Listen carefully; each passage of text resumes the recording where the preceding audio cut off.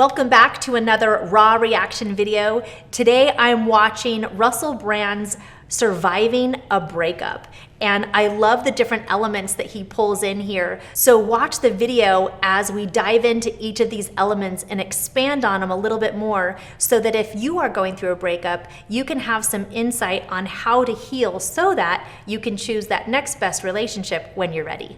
Let's dive in. Surviving a breakup is difficult because your imagined future disappears and you find yourself suddenly on a precipice. All of the dreams, all of the fantasies that you had with the other person now have to be undone, and you have to recognize that that reality that you constructed together will not be lived. I've been through painful breakups in my life, and here is my advice to you on how to survive a breakup. 1. Accept that the breakup is the right thing and that it's happened. 2, accept that you can control nobody except yourself. 3, realize that you cannot invest your well-being in the perception of another person. 4, learn to let go and move on. 5, trust that the future is going to be okay for you. That not only are you going to find someone more appropriate, because that in a sense is a repetition of the pattern that you're trying to break, but that you will find in this world everything you need if you are willing to let go of other people's approval as the primary source for your spiritual nutrition and instead find a connection to something beyond that.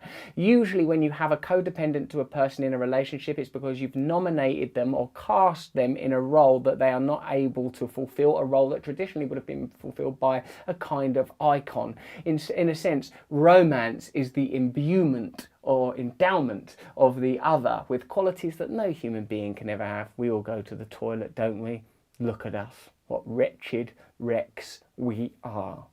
So you relinquish the person as an ideal, you become open to better possibilities, and primarily you let go of the idea that you know what's best for you. You open yourself up to new advice, and you recognize that you are worthy of real love. I know what it's like. As soon as the relationship ends, you forget all the things that you didn't like about the person and go, oh no, they were perfect. Oh God, what am I going to do?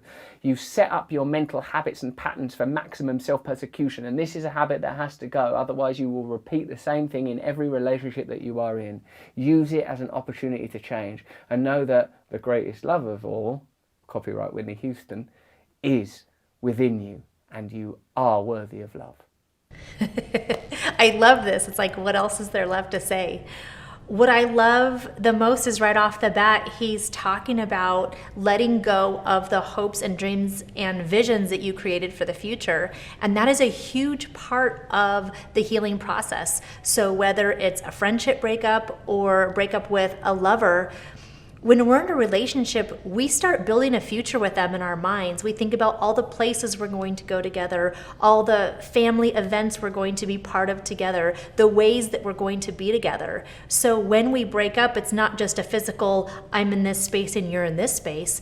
There's a lot of healing that needs to happen in releasing those expectations, in all of those hopes and all of those dreams, and getting to grieve the loss of those, because there's a certain kind of death that is happening, the death of all of those dreams and expectations. And I love that he's talking about this because it's not something that we hear about very often, is grieving the death of all of those ideas and dreams of that potential future.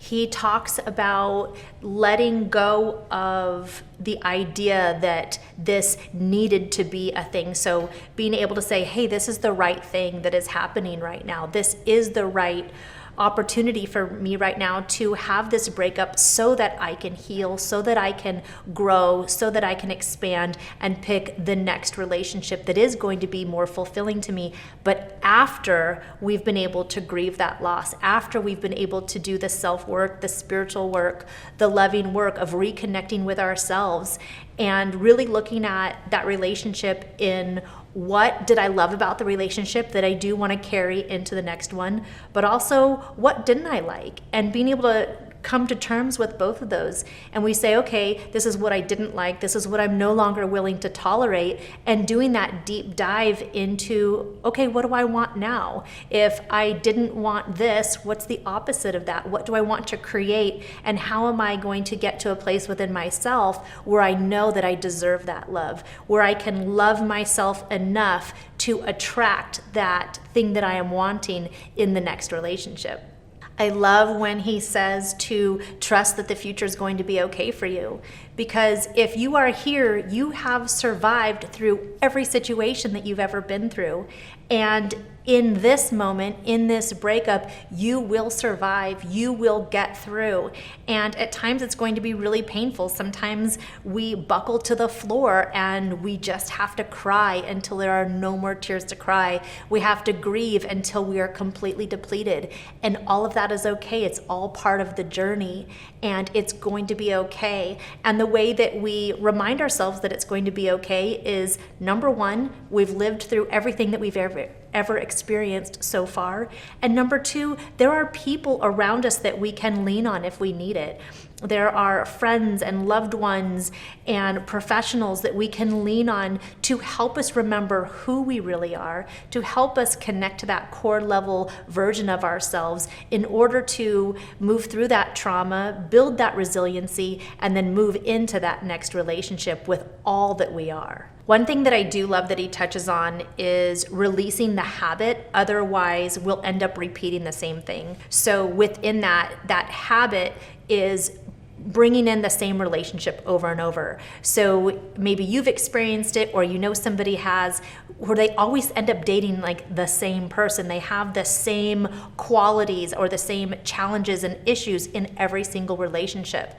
So if you are in a relationship that's ended and you are grieving the loss of that, please take some time for yourself to do some healing. Do that inner work to heal those childhood traumas that are creating this repeating pattern. It's going to mean all the difference between continuing a relationship in the future that is just as difficult versus finding a relationship that you can really move forward with.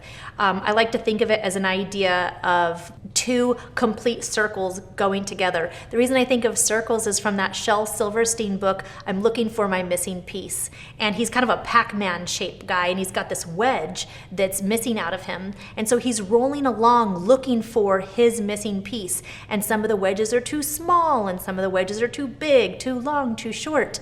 And so he keeps looking and looking. And as he's continuing on his journey, he rolls along so much that he actually becomes a complete circle. So he is whole and complete in his self. And I love that analogy because for me, I want to be whole and complete within myself, and I want my partner to be whole and complete within himself so that we can roll along together, so that we're not needing each other to work through these deep trauma issues that seem to take over our lives as adults.